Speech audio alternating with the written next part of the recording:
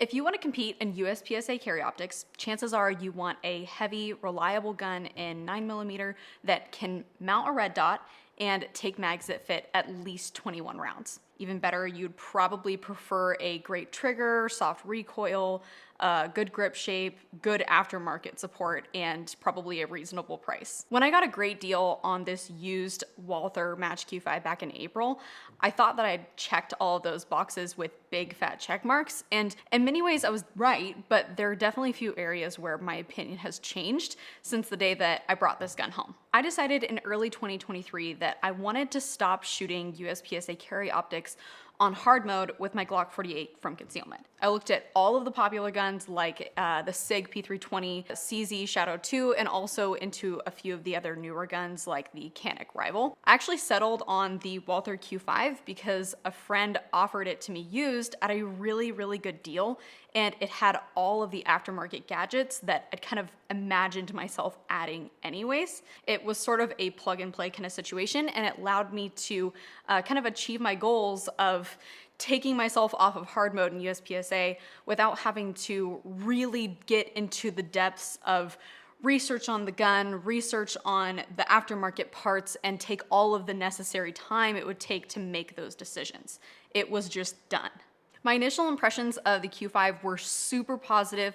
The first thing that I noticed is that the grip is small in diameter, which is actually really perfect for me. This one has aftermarket grips that I believe are made by Lock Grips. This really helps me get a good purchase on the gun, and it lets me reach the trigger without having to compromise my grip. The next thing I noticed is the trigger. This gun came with an Overwatch Precision aftermarket trigger already installed, and it's extremely crisp for a striker fired trigger. The weight is fairly light, and to my knowledge, the factory trigger is very similar, but I can't say for sure since this came already installed. One thing I did notice about this gun though that I've really never experienced with any other handgun I've shot is that the recoil impulse felt bouncy as opposed to other common words you would use to describe recoil, like snappy. If you want to kind of nerd out about the different types of felt recoil, I would suggest you go check out Lucky Gunner's most recent video on the topic. I thought it was really interesting and really informative. You'll notice in this slow motion shot that the gun kind of bounces in my hands.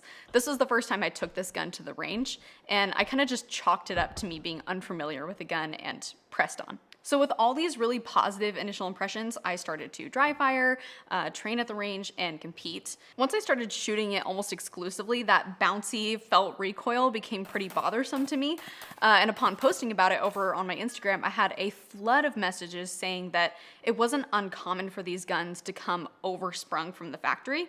And to tell you the truth, I had absolutely no idea what that meant, other than the fact that I might want to try some lighter recoil springs. So I ordered an 11-pound spring, then a 12-pound spring, 13-pound spring, and finally a 15, all of which resulted in a whole host of light strikes, both during practice and at matches. I finally just put the stock recoil spring back in and haven't had any issues since. And now that I've shot it quite a bit more, I've dry fired with it quite a bit more, and I've taken it to several matches, that bouncy recoil is much more controllable. This gun is also very accurate, like very accurate. I'm definitely not the best at pure accuracy shooting, and it's not something I necessarily practice, but I'm convinced that the Q5 in steel frame is unusually mechanically accurate, and the awesome trigger and grip make it easy to take advantage of that accuracy.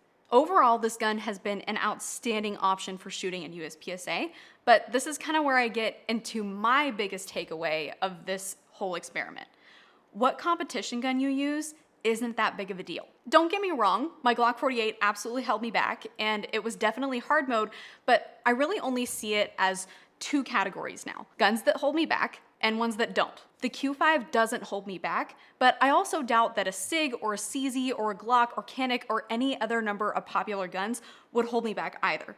So here's the big takeaway here. If you want to buy a Walther Q5 in steel frame, go for it. It's exceptionally high quality and it shoots great, but if you're deciding between it and a less expensive option, don't feel like you're missing out by buying the less expensive thing. The most important thing is that you find something that is reliable and invest your time and ammo into learning how to shoot it well.